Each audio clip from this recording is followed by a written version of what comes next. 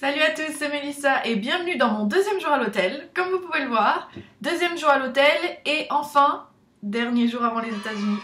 Un jour demain matin, je serai dans l'avion et je partirai aux États-Unis. Donc mon vol est à 9h10 du matin, donc on est le 26 décembre aujourd'hui et demain on sera le 27, donc 27 décembre. À 9h10, je décollerai pour un vol direct qui arrivera à San Francisco à 11h15 là-bas, donc ce sera tard en France.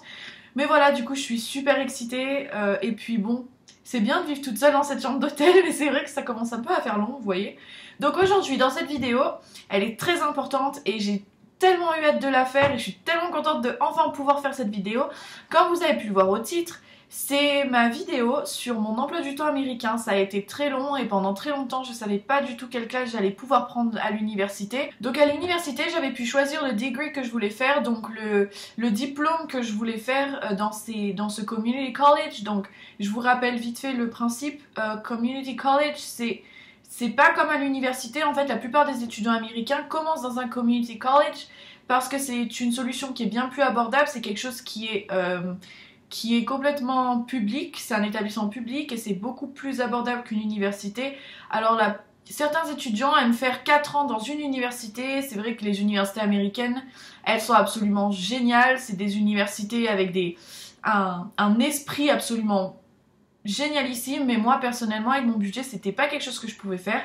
Donc c'est pour ça que j'ai décidé de commencer par 2 ans de community college et après transférer dans 2 ans dans une université et faire mes 2 ans en fait. C'est possible, bon après c'est compliqué, je vais pas rentrer dans les détails, mais il faut absolument que le nombre de units, donc c'est le nombre de points en gros, que chaque classe a un nombre de points spécifiques. Il faut que l'université accepte les points des classes que vous avez fait. C'est un système absolument dingue quand on l'apprend.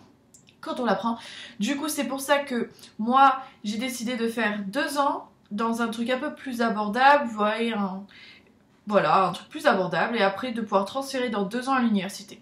Donc là c'est mes 2 premières années dans le community college, donc c'est Modesto Junior College. Je vais vous montrer des photos là tout de suite, même si je vous les ai déjà montrées. Donc vous voyez, ça c'est mon community college, c'est là où je vais passer mes 2 ans. L'emblème, comme je vous avais raconté, c'est les Pirates. Donc on est les pirates, c'est génial, ça m'éclate.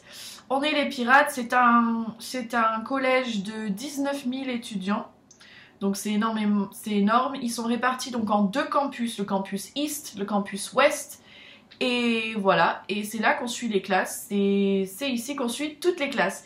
Donc moi j'avais parlé avec ma conseillère, j'ai eu un peu de mal avec ma conseillère, c'est vrai qu'elle prenait énormément de temps à me répondre et du coup ça me frustrait parce que je sais on est à peu près une 30aine d'élèves à commencer en janvier.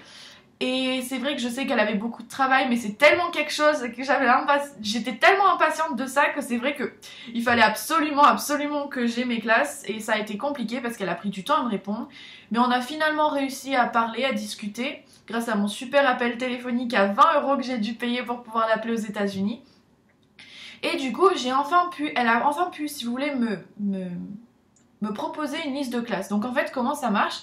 C'est que moi, mon degree, donc le diplôme que j'ai envie de faire, ça s'appelle Language Studies, donc c'est l'étude des langues. Il y a des classes qui sont obligatoires, mais pour atteindre ces classes, pour pouvoir valider le diplôme, il faut que je prenne tout un tas d'autres classes, et en fait c'est des marches, c'est petit à petit que je monte les marches. Donc elle m'a commencé par me proposer toute une liste de classes. Et parmi ces classes-là, j'ai pu donc choisir les classes qui m'intéressaient. Par exemple, elle m'avait proposé des classes de politique, elle m'en avait proposé 2. J'ai pu choisir celle qui me plaisait le plus. J'ai pu aussi, moi, choisir mes classes personnelles. Et on est enfin arrivé à mon emploi du temps. Donc pour ce premier semestre, donc on compte en semestre aux États-Unis, ce premier semestre, il est composé de 4 classes pour moi. Donc je vais vous lire mes classes, c'est celles que j'ai choisies. Vous allez voir, ça fait un emploi du temps qui est assez light, mais comme ils disent bien sur le site, 1 heure de cours, c'est à peu près 3 heures d'études en dehors. Donc c'est vrai que c'est light, mais qu'après il faut étudier à la librairie, il faut y aller, il faut absolument bosser. Donc ce que je vais faire, c'est que je vais vous lire mes classes, je vais vous expliquer pourquoi j'ai choisi ces classes-là, et je vais vous les lire. Et je les ai déjà pré-traduites pour pas me retrouver bloquée avec certains mots, comme ça m'arrive de temps en temps, la traduction comme ça d'un coup, ça me bloque sur certains mots. Donc, je vais vous montrer en même temps mon emploi du temps qui est juste là. Donc voilà, ça, comme vous pouvez le voir, c'est mon emploi du temps. Donc c'est mon emploi du temps du premier semestre. Vous pouvez voir des informations, j'ai des classes sur le campus East, j'ai des classes sur le campus West, comme vous pouvez voir. Donc maintenant, je vais vous les décrire. Donc en fait, moi, j'ai décidé, donc on va commencer dans l'ordre, on va dire, que j'ai décidé, moi, de prendre une classe donc, qui s'appelle Cultural Anthropology. Donc c'est une classe, c'est à peu près, voilà, c'est l'étude des cultures. Et alors pourquoi j'ai choisi cette classe? C'est une classe qui m'a paru tellement intéressante, l'étude des cultures. J'avais le choix entre l'étude des langues et l'étude des cultures. Et c'est vrai que l'étude des langues, c'est un peu plus compliqué. C'est quelque chose qui m'intéressait un peu moins d'apprendre, vous savez, tout. Voilà, l'étude des langues, c'est vraiment les racines, le latin, tout ça. Moi, c'est vrai que ça m'intéressait pas trop. Et l'étude des cultures, je trouvais ça tellement intéressant. Et c'est tellement intéressant, moi, d'apporter quelque chose à cette classe. Et de m'apporter ça aussi, j'ai trouvé ça absolument fantastique. Donc, je vous lis la description. Donc, la description, c'est... L'anthropologie des cultures examine les conditions et les expériences de l'être humain à travers les cultures et la différence qu'elles font sur l'homme. Cette classe présente les méthodes et les théories de la culture et de son impact dans la société multiculturelle. Les sujets étudiés seront l'analyse et la recherche d'une culture et de son processus, la comparaison entre différentes pratiques culturelles, telles que dans le domaine politique, le genre homme-femme, donc ça va être sûrement l'égalité des hommes, des femmes, la langue, la sexualité, les croyances, l'identité et les inégalités, ainsi que les changements culturels dans un monde affecté par la globalisation et la colonisation. Vous voyez, ça, c'est tellement vaste, et vraiment on étudie chaque aspect de la culture, du système politique, à la langue, aux pratiques culturelles, aux traditions de ces cultures-là. Et moi, je trouve ça absolument génial. Donc peut-être que vous, ça va vous paraître complètement ennuyant, mais moi, je trouve ça absolument nickel. Donc voilà, donc j'ai pu choisir cette classe-là. Ensuite, j'ai choisi une classe, donc celle-là, c'est celle qui intrigue toujours tout le monde quand je raconte mon emploi du temps. Donc cette classe-là, c'est une classe qui s'appelle Guidance 120.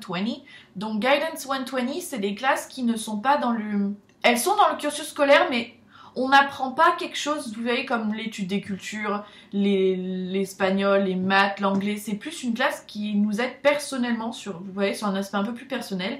Donc j'ai trouvé, je vais vous lire la description et je pense que vous allez comprendre pourquoi j'ai choisi cette classe. Donc, la description est l'amélioration des chances de réussite à l'université, mais aussi dans la vie quotidienne en accompagnant l'étudiant dans l'acquisition de techniques essentielles à la poursuite d'un projet personnel. Cette classe explore la personnalité, les intérêts et les valeurs permettant d'augmenter la compréhension de soi et de sélectionner une carrière adaptée. Dans cette classe, les sujets étudiés seront la mise en place d'un plan éducationnel, le sujet de la motivation, des manières d'apprentissage, de recherche, de prise de notes, de gestion du temps et d'études sur un livre. Donc pourquoi j'ai choisi cette classe? En fait c'est simple, j'ai trouvé que cette classe elle pouvait m'apporter énormément, surtout au premier semestre quand moi j'arrive dans une université, dans un système qui m'est complètement inconnu. Et c'est aussi une classe, j'ai oublié de le traduire, mais c'est une classe qui est pour les étudiants qui comptent transférer dans une université, donc ça apprend vraiment tout le système éducationnel américain. Et comme vous avez pu le lire, ça nous aide vraiment nous-mêmes en fait. Moi, ça va m'aider. Je sais pas vraiment ce que je veux faire encore plus tard, j'ai des idées, mais c'est vrai que je sais pas encore, je suis encore un petit peu paumée sur ça. Donc celle-là, donc voilà, cette classe, c'est une classe qui va m'aider personnellement, ça va aussi m'aider, c'est la première fois que je vais à l'université de toute ma vie. J'ai jamais été étudiante à l'université, donc ça va m'aider voilà, à la prise de notes, aux manières d'apprentissage, de sélectionner celle qui me convient le plus. C'est vraiment une classe qui recouvre tout cet aspect-là de la vie personnelle, du succès personnel, qui va m'aider à trouver un projet. Et c'est vraiment voilà, une classe qui m'intéresse. Je la prendrai bien sûr qu'au premier semestre, mais voilà, je trouve que vraiment elle est super cette classe. Donc ensuite, comme vous pouvez le voir, et alors là, pour ma famille, ça a été quelque chose d'absolument dingue, je prends une classe de politique. Moi et la politique, ça fait 75 000 et pourtant je prends une classe de politique et je trouve que cette classe elle est plutôt intéressante. Donc ma conseillère m'avait proposé 2 classes de politique. Donc il y en avait une qui était basée sur la politique américaine seulement. Et il y avait l'autre, donc c'est celle que j'ai choisie, qui était les relations internationales. Et voilà, moi je trouvais que étudier les relations internationales, c'était mieux, voilà, ça me correspondait plus. J'ai fait un an de politique américaine. Oh, et la constitution, toutes les lois, les amendements, oh là là. Donc pour vous lire un peu la description de cette classe de politique. Alors cette classe de politique, c'est la présentation des principes et pratiques de la politique internationale en se concentrant particulièrement sur les problèmes de paix et de guerre, les pouvoirs majeurs dans le monde et les problèmes des pays en voie de développement. Bon voilà, j'ai pas grand chose à dire sur cette classe, c'est pas une classe que j'avais choisie en premier, mais c'est une classe qui m'était conseillée pour pouvoir atteindre mon diplôme final. Donc voilà, j'ai décidé d'en prendre une quand même. Et alors la petite anecdote plutôt sympa sur cette classe, c'est que c'est la seule classe avec Angel qu'on a en commun.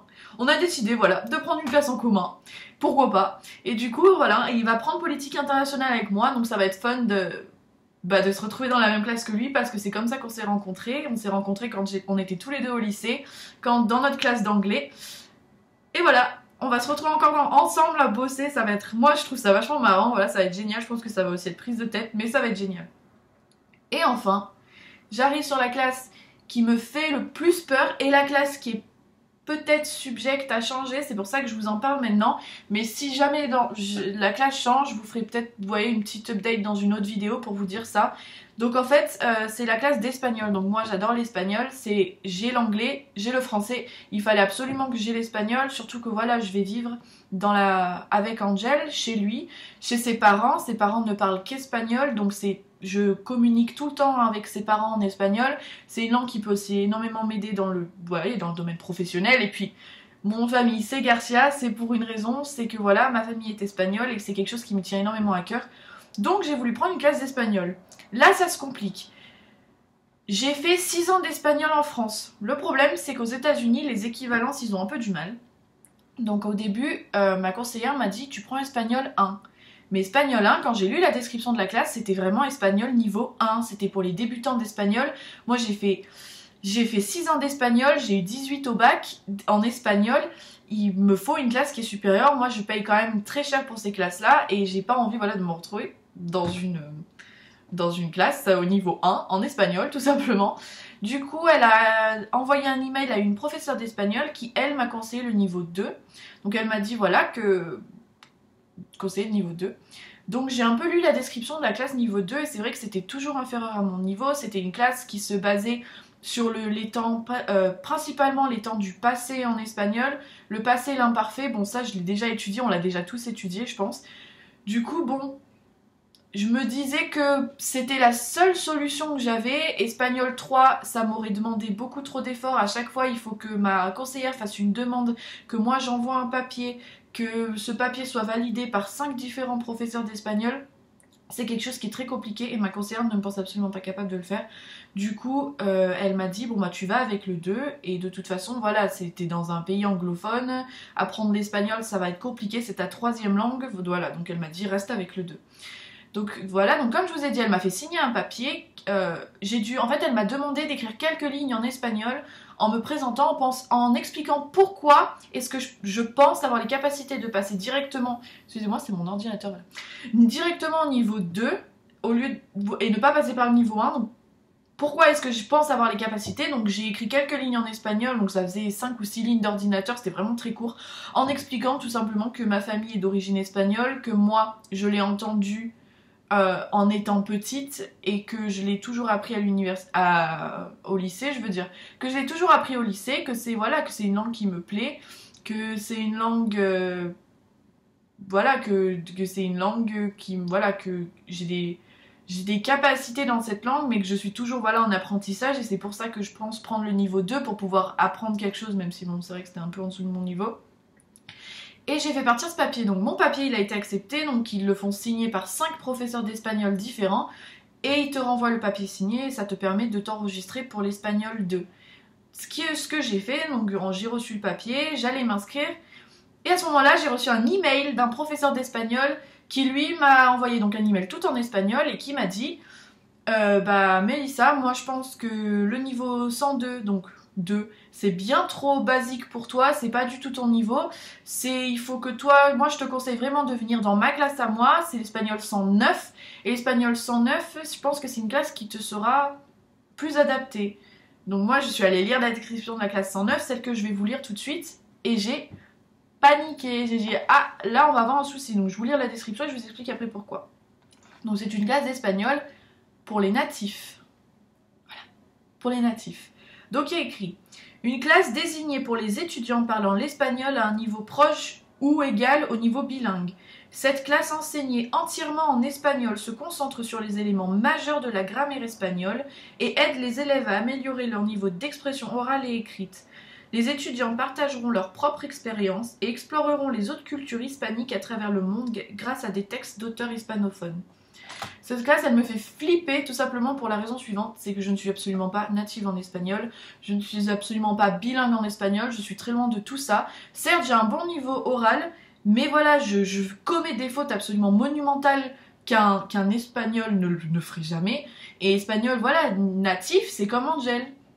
Angel, il est mexicain, il a parlé espagnol avec ses parents, ça a été sa langue native pendant un moment, sa langue natale, je veux dire, excusez-moi, c'était sa langue natale pendant un moment, il l'a parlé en grandissant, puis à l'école, vers les 5 ans, il est allé dans une école américaine et il a commencé à apprendre l'anglais. Alors voilà, moi, quand je compare le niveau d'espagnol d'Angel, qui le parle depuis qu'il est tout petit, et mon niveau à moi, en tant que troisième langue, qu'il l'ai appris seulement au collège et au lycée, ça fait flipper. Alors j'ai répondu au prof d'espagnol par email en espagnol en lui expliquant que moi j'étais pas du tout native et que moi je l'avais appris seulement à l'université. Enfin, pourquoi je dis toujours à l'université? Que je l'avais appris seulement au lycée. Et il m'a répondu, donc toujours en espagnol, que mon email et mon niveau de langue dans cet email lui confirmaient que je devais prendre cette classe, que j'avais une bonne connaissance de la langue. Et je me suis dit, bon bah tu sais quoi? Essaye. Aïe aïe aïe, je vais le regretter. Voilà, je pense que je vais le regretter. Ou au contraire, j'espère franchement pouvoir me surprendre, mais c'est une classe qui me fout la trouille parce que je n'ai pas absolument pas ce niveau-là. Je me vois déjà me retrouver dans une classe avec que des Mexicains, parce que bon là-bas à l'Odaï, la plupart des gens hispanophones qui sont mexicains, que des Mexicains qui eux parlent l'espagnol complètement bilingue, qui vont parler à une vitesse absolument incroyable et qui vont faire des présentations en espagnol et moi je vais arriver avec mon accent français à essayer de parler 3 mots d'espagnol et ça va bloquer, ça va complètement bloquer. Donc voilà, c'est une classe qui me fait flipper, je vais être honnête avec vous, voilà.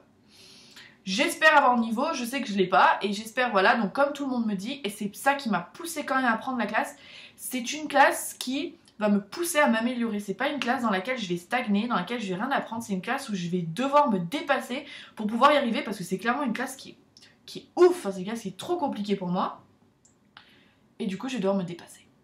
Et voilà, donc c'est pour ça que j'ai pris cette classe, c'est pour ça que vous pouvez l'avoir sur mon emploi du temps.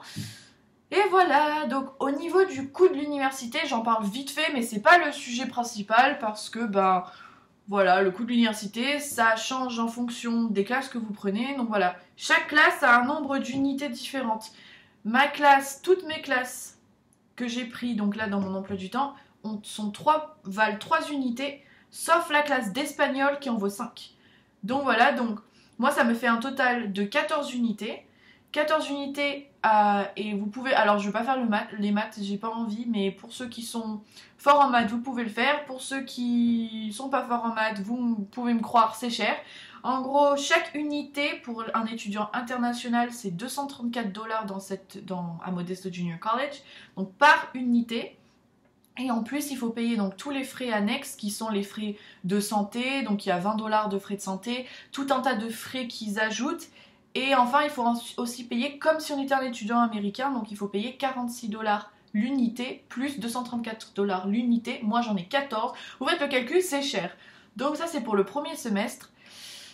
Et voilà, donc ça, c'est pour finir sur la note un peu financière, pour que vous puissiez à peu près vous donner une idée du coût de l'université américaine pour un semestre. C'est cher. Alors voilà, je commence les cours le 8 janvier. J'ai mon orientation, donc j'ai un jour d'orientation le 4 janvier, donc je dois me rendre à Modesto Junior College. Je pourrais sûrement pas filmer ça, mais je vous le raconterai. Donc mon jour d'orientation, de ce que la conseillère nous a décrit par email, c'est une journée où on va parler de tous les droits et devoirs d'un étudiant sous visa F1, toutes les possibilités, où on va sûrement, j'espère, visiter l'université parce qu'avec 19 000 étudiants et 2 campus et tout un tas d'hectares, il va absolument falloir que je sache où sont mes classes, où je vais complètement me paumer. Je vais vous montrer là, en même temps que je parle, je vous montre 2 cartes donc du campus ouest et du campus east, donc vous pouvez voir en même temps à peu près à quoi ça ressemble. Le nombre de bâtiments est absolument oufissime. Et voilà, et encore c'est rien, hein, les universités, pour moi c'est ouf parce que je suis jamais allée dans un lycée à plus de 2000 étudiants, et encore c'est gros, Mais voilà, après je sais très bien qu'aux États-Unis, il y a des universités à 40 000 étudiants, hein. J'en suis tout à fait consciente. Alors voilà, ça c'était mon emploi du temps et j'ai tellement hâte de le commencer. Donc voilà, mes cours c'est le 8 janvier, je commence le 8 janvier. J'ai tellement hâte, je vous ferai bien évidemment une vidéo sur mon premier jour à l'université, comme ça vous pourrez voir. N'hésitez pas à me poser des questions sur l'emploi du temps, sur tout, voilà, sur tout ce que vous voulez. Et j'espère que mon emploi du temps il vous satisfait. Moi en tout cas je l'adore, je trouve ça tellement cool, c'est tellement un emploi du temps dingue d'étudier tout ça. Voilà, j'adore, j'adore. Voilà, donc je vous remets une photo de mon emploi du temps en fin de vidéo pour que vous puissiez bien le voir. J'espère que cette vidéo vous a plu. Merci d'avoir suivi tout ça. C'est une vidéo qui est tellement longue, je suis désolée, mais je voulais vraiment vous expliquer chaque classe en détail pour que vous puissiez avoir vraiment, bah voilà, pour que vous puissiez avoir vraiment idée de mon emploi du temps américain. Voilà, merci beaucoup d'avoir regardé cette vidéo et puis je vous fais de gros bisous et puis je vous vois dans la prochaine. Bye.